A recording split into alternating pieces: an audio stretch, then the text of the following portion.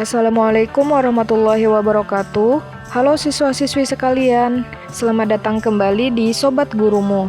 Pada kesempatan kali ini, kita akan mendengarkan penjelasan tentang mata pelajaran Pendidikan Agama Islam dan Budi Pekerti kelas 7, bab 1, yaitu Al-Quran dan Sunnah sebagai pedoman hidup.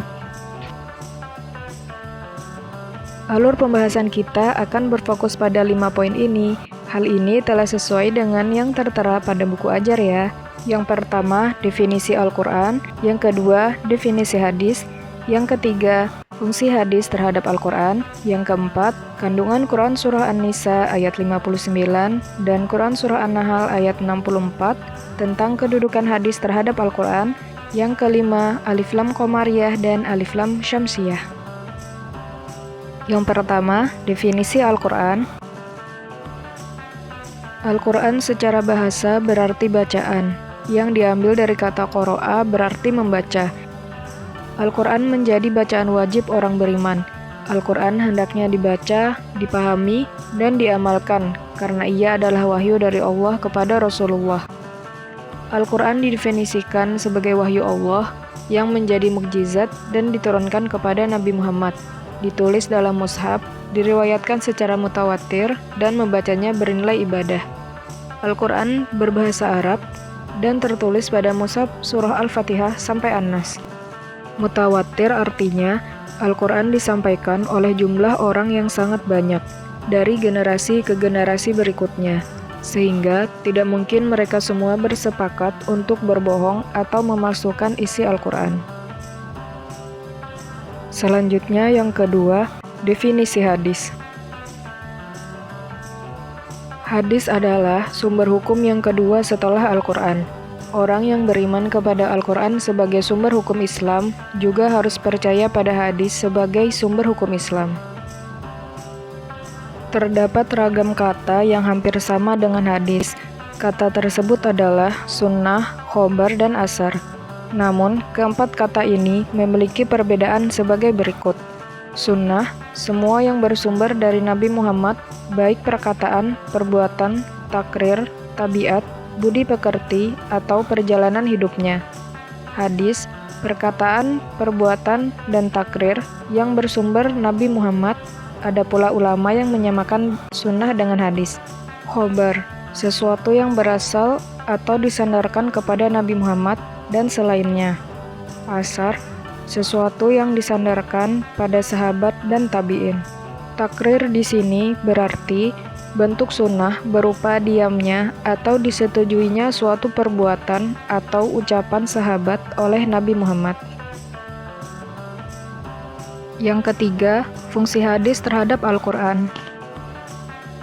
Secara garis besar, terdapat 4 fungsi hadis terhadap Al-Quran sebagai berikut. Bayan al-takrir, disebut juga bayan al-takkid dan bayan al-isbat, berfungsi memperkokoh isi kandungan Al-Quran. Selanjutnya bayan al-tafsir, berfungsi memberikan perincian atau tafsir dan penafsiran terhadap ayat-ayat yang masih mutlak dan memberikan taksis atau pengkhususan terhadap ayat-ayat yang masih umum. Selanjutnya, bayan al-tasri', berfungsi memberikan kepastian hukum Islam yang tidak ada di Al-Quran. Biasanya, Al-Quran hanya menerangkan pokok-pokok saja. Contohnya, zakat fitrah.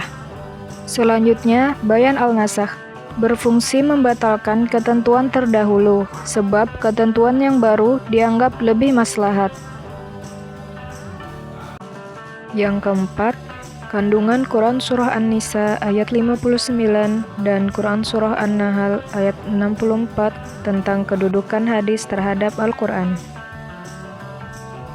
Baca Quran Surah An-Nisa ayat 59.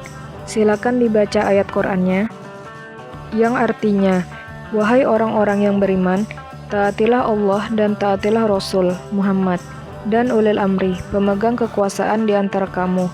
Kemudian, jika kamu berbeda pendapat tentang sesuatu, maka kembalikanlah kepada Allah, Al-Quran, dan Rasul, sunnahnya.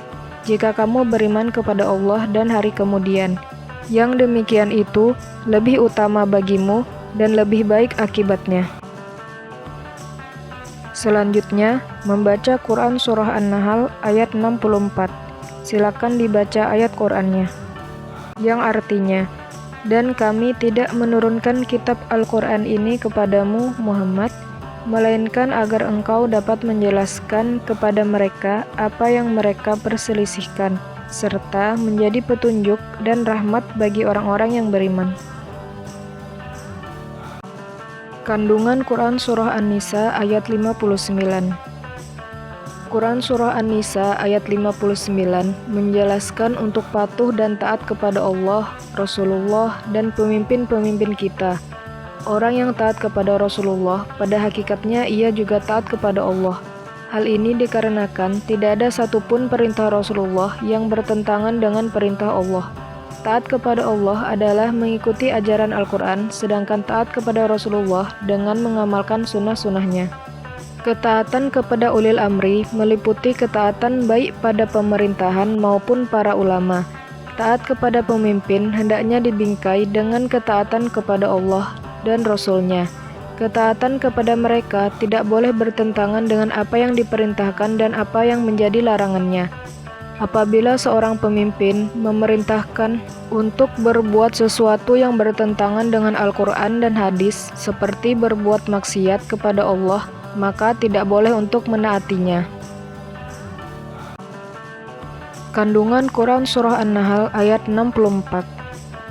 Pada Quran Surah An-Nahl ayat 64, Nabi Muhammad diperintahkan olehnya untuk menjelaskan apa yang diperselisihkan dalam perkara agama. Penjelasan ini akan menjadikan manusia dapat membedakan perkara yang benar dan salah. Al-Quran menjadi tuntunan menuju jalan yang benar, juga menjadi rahmat atau kebaikan bagi semua orang. Kedua ayat tersebut menjelaskan bahwa Al-Quran dan hadis menjadi sumber ajaran dan pedoman dalam menjalani kehidupan. Al-Quran berfungsi sebagai pedoman dan sumber dasar, sedangkan hadis berfungsi memberikan penjelasan atau rincian, yakni dengan menjelaskan maksud ayat atau memberi bimbingan untuk berperilaku sesuai tuntunan Al-Quran. Berikut perilaku semangat untuk mendalami Al-Quran dan hadis sesuai dengan Quran Surah An-Nisa ayat 59 dan Quran Surah An-Nahl ayat 64. Pertama, setiap orang beriman harus taat kepada Allah dan Rasul-Nya. Kedua, sebagai orang beriman, kita juga harus menaati pemimpin, baik pemimpin dalam pemerintahan maupun para ulama. Ketiga, apabila terjadi perdebatan dalam masalah agama, agar kembali kepada Al-Quran dan hadis. Keempat, membaca Al-Quran dengan baik, memahami terjemah, dan membaca buku tafsir. Kelima, membaca buku-buku yang berkenaan dengan hadis. Yang keenam, berkonsultasi dengan guru terkait bacaan atau kandungan Al-Quran dan hadis. Selanjutnya yang kelima, Alif Lam Syamsiyah dan Alif Lam Qamariyah. Alif Lam Syamsiyah. Alif Lam Syamsiyah dibaca dengan memasukkan suara salah satu hurufnya dengan melesapkan suara alif lam. Huruf Alif Lam Syamsiyah terdiri dari 14 huruf, yaitu sebagai berikut: Ta, Tha, Dal, Dha, Ro, Zain, Sin, Shin, Sod, To, To, Zo, Lam, Nun. Contoh Alif Lam diikuti huruf Ro. Ar-Rahman. Alif Lam diikuti huruf Sin. As-Sama. Alif Lam diikuti huruf Nun. An-Na'im. Pelafalan bacaan Alif Lam Syamsiyah disebut juga idgham syamsiyah.